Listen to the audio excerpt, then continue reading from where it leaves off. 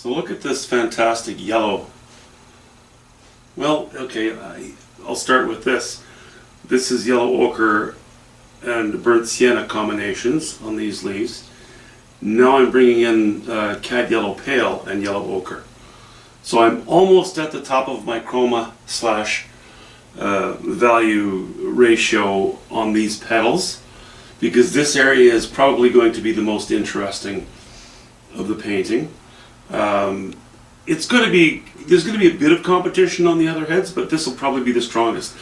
What I love about it though is how complementary these, these blues. I've made them a little bit dirtier because I've introduced a little bit of raw umber into it. So this is ultramarine blue and some raw umber. This is getting into the cobalt blue with a lot more raw umber.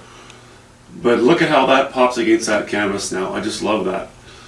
But anyway, while I was doing a few petals, and I'm not going to go around the whole head or any of the entire heads, I'm just going to, now that I'm working with yellow ochre, burnt sienna, and some cad yellow pale, I'm just going to paint in some of the petals that are going to catch most of the light. That way you can see some of the brush strokes, and also maybe I'm hoping to illustrate the importance of designing each one.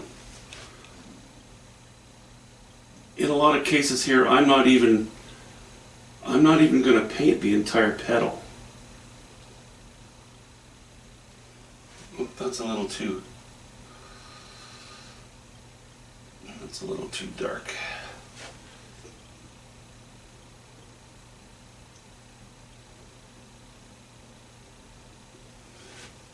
But every petal,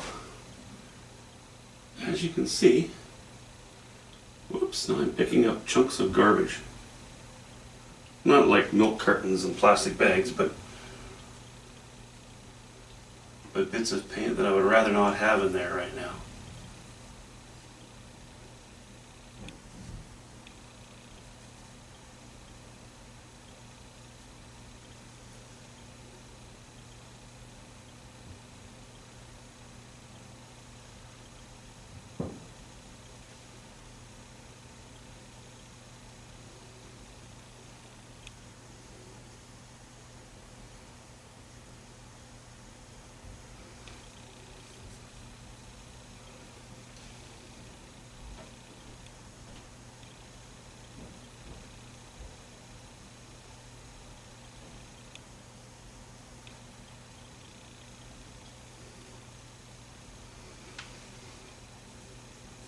Now, given that it is a 48 by 36, I can't afford to get too detailed in each petal, but we'll just work with it and see how it goes. Okay, that's that one. Got to go a little wider with it. And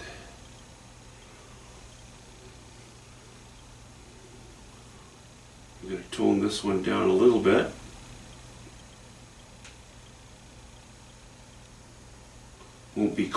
This one won't be quite as intense as that one. Yeah, like I need to explain that.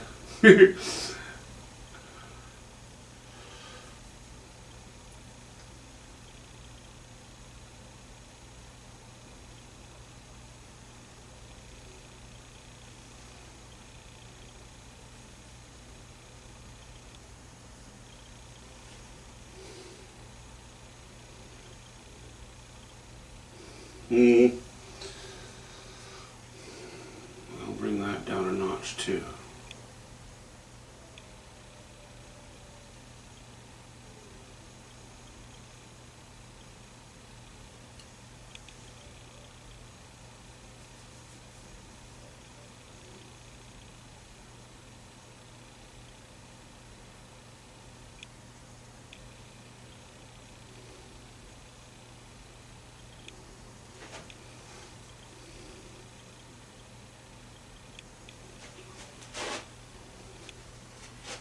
Okay, that's it for now.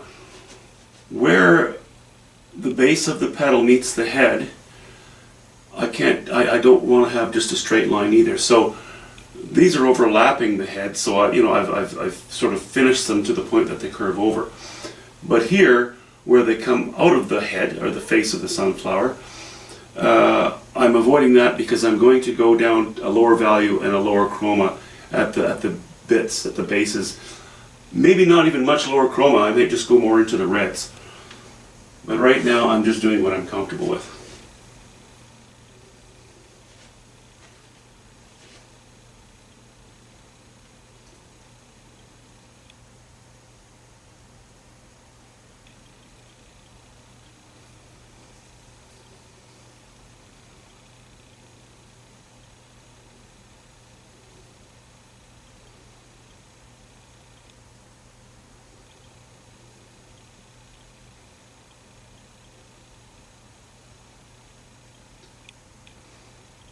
I hope you can see how I'm rolling my brush as well to help give design. You can't just take a brush and every time do a flat stroke. Well, you can, but I choose not to do it because I prefer to give my brush strokes shapes. That gives the petals themselves shapes, which to me is pretty important. Just like my tree trunks, every petal gets its own design because I think they warrant it. They warrant the attention.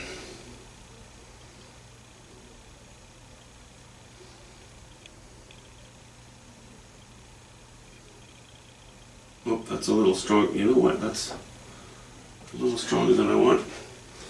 That's why I wear sweatpants. I don't have to pick up a rag. I can run my finger into it and rub it off on my pants.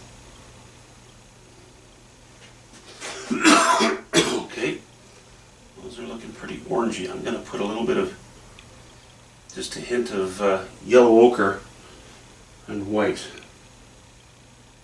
over a couple of those spots. There we go.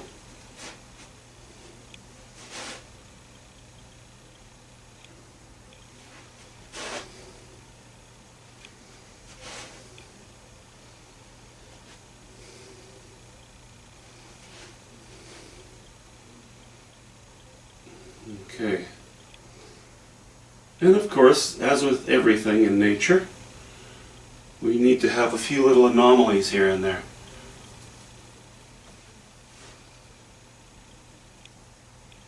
Where you say, okay, well, that doesn't look like a petal, but because everything around it looks like a petal, I'll just trust that that's a petal.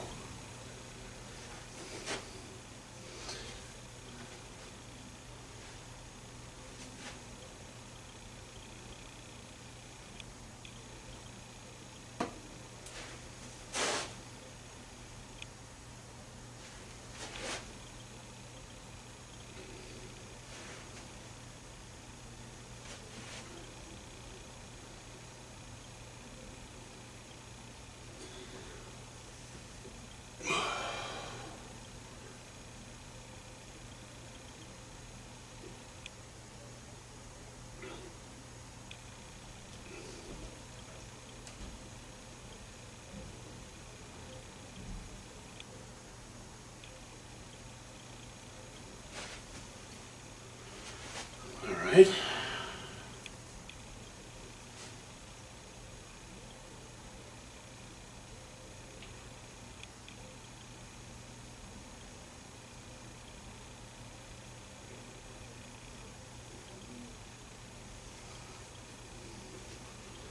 In general, my strokes follow, along the length of a petal, but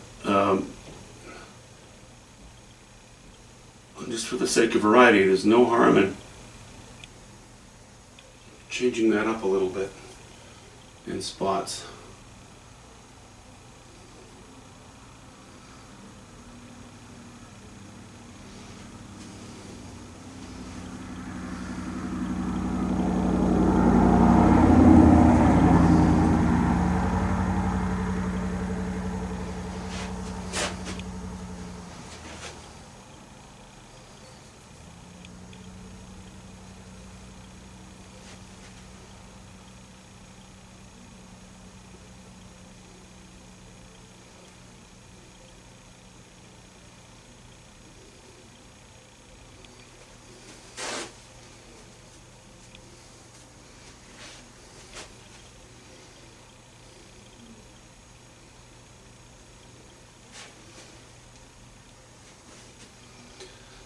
Okay, in general, I think you probably can see what I'm doing.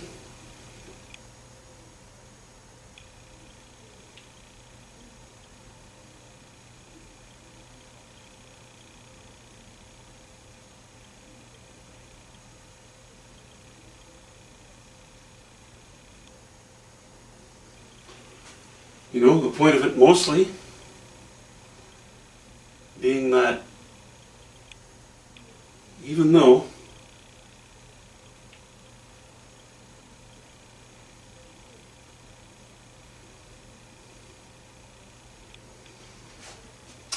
all these little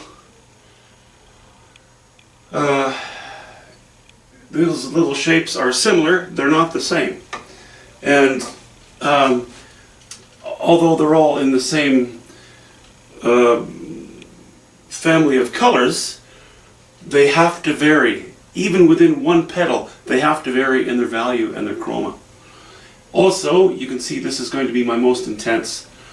I'm already, matched up with this, and then I'm already kind of toning it down as I go off in this direction. I'll probably catch a little more light up here.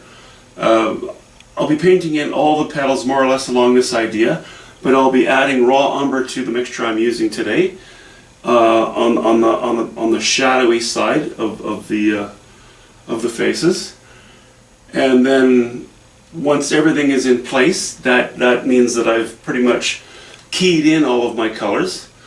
My face there, okay. That means I've keyed in all of my colors. Then I can go back in and I can hopefully not have to darken them. If I make a mistake, I'd rather go too dark than too light. But then I can go with my step 6, as I often refer to it, and I can lay in the very, very highest values and highest chromas, just licking the tops of the odd petal where the direct light shines on them. Anyway, I just thought I'd take you along because I haven't done that for a little while. I hope you like how it's coming so far.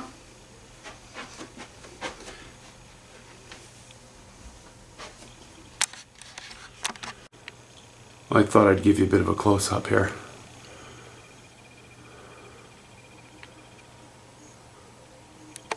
Of the brush strokes.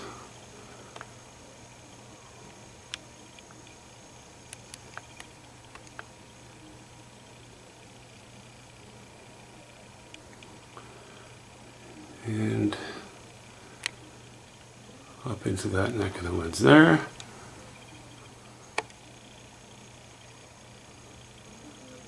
So these petals, I'm not laying, every brush stroke beside another brush stroke, although in most cases I am. But often I'm laying in a brush stroke and then I might go over it with another stroke that's a little higher in value.